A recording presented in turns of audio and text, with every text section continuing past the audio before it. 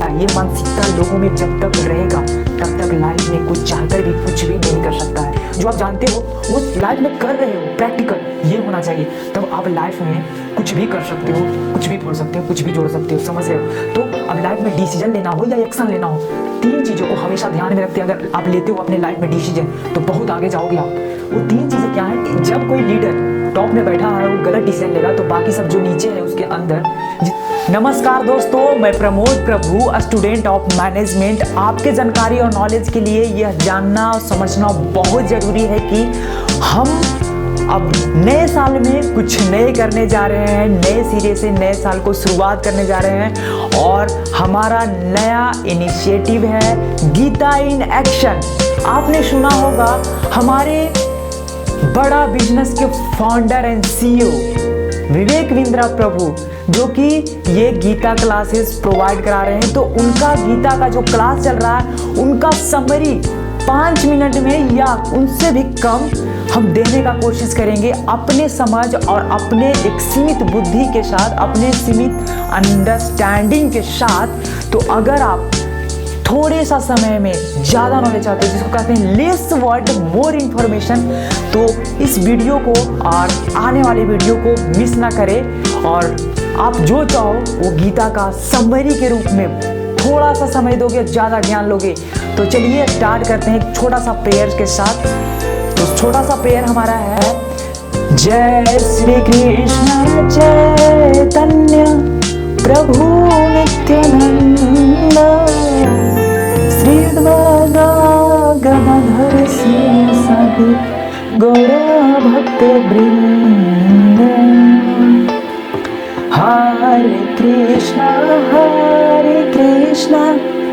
कृष्ण कृष्ण हरे हरे, हरे राम राम राम हरे हरे। तो चलिए अभी हम समझते हैं इस फर्स्ट समरी को। गीता इन एक्शन का एपिसोड नंबर 1 में ये होगा कि सबसे पहले ये समझते हैं कि गीता क्यों लिखा गया, गीता हुआ कैसे, आया कैसे, कहाँ से आया, क्या कारण था, रीजन क्या था, महाभारत क्यों हुआ, 18 दिन जो झगड़ा हुआ क्यों हुआ, 2 भाइयों में हुआ। वो था एक तरफ थे पांडव, एक तरफ थे कौरव।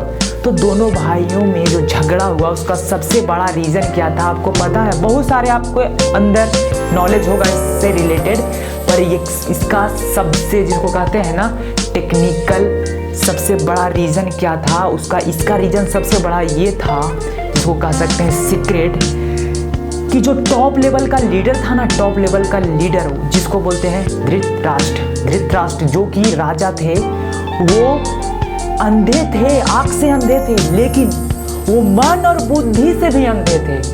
इसके वजह से महाभारत हुआ क्योंकि उन्होंने सब कुछ, संजय जो कि गुप्तचर, वो महाभारत का जो युद्ध था वहाँ सब संदेश उनको सुनाया करते थे, लेकिन फिर भी क्या हुआ कि ये सब जानते हुए भी कि दोनों भाई झगड़ने जा रहे हैं, जिससे कि और जिसको बोलते हैं ना कि जो हमारा कुछ भविष्यवाणी भी कराया गया था, वो भविष्यवाणी भी कराए थे कि इस युद्ध का क्या परिणाम होने वाला है।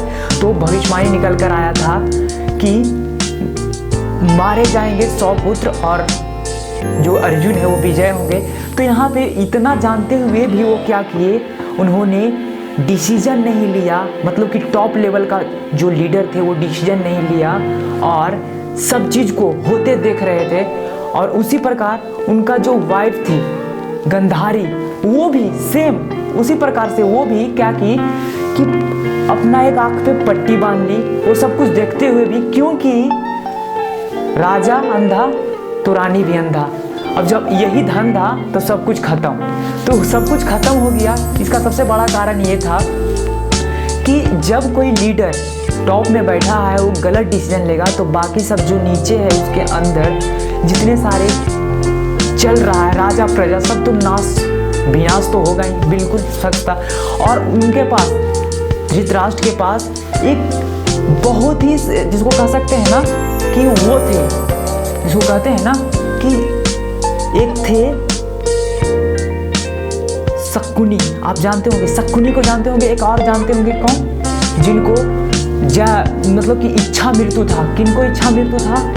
इच्छा मृत्यु था। उनका नाम था क्या?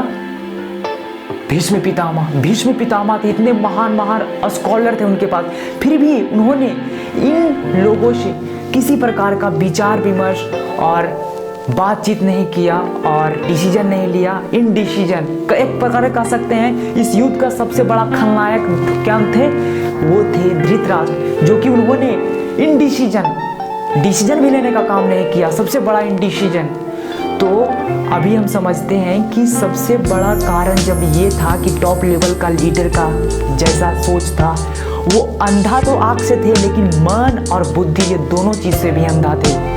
तो सबसे बड़ी बात ये है कि अगर आप लाइफ में अपने आप को सब कुछ समझते हो और आगे वाले को कुछ नहीं समझते हो, तो ये आपका लाइफ नहीं, ये एक प्रकार का जानवर का लाइफ आपका है। जानवर ऐसा ज़िंदगी जी रहे हो, मतलब कि माई वे इज़ हाईवे, ऐसा नहीं होना चाहिए मेरा तरीका ही सबका सब हाईवे जैसा है, मतलब उड़ना चाहते हो तो ऐसा कुछ नहीं हो सकता है।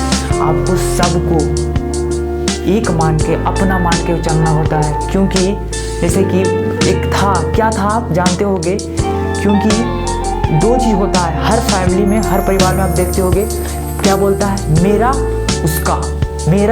उसका ये चल रहा है। तो ये जब तक चलेगा, ये मानसिकता लोगों में जब तक रहेगा, तब तक लाइफ में कुछ चाहकर भी कुछ भी नहीं कर सकता है। तो लाइफ में कुछ करना है तो इन मानसिकताओं से आप बाहर आओ। और दूसरा क्या है, अगर आप लाइफ में कुछ करना चाहते हैं तो आप मोटिवेट होकर, और इसको कहते हैं विल पावर, इच्छा शक्ति से नहीं कुछ कर सकते हो। आपके लिए 3 चीज़ चाहिए।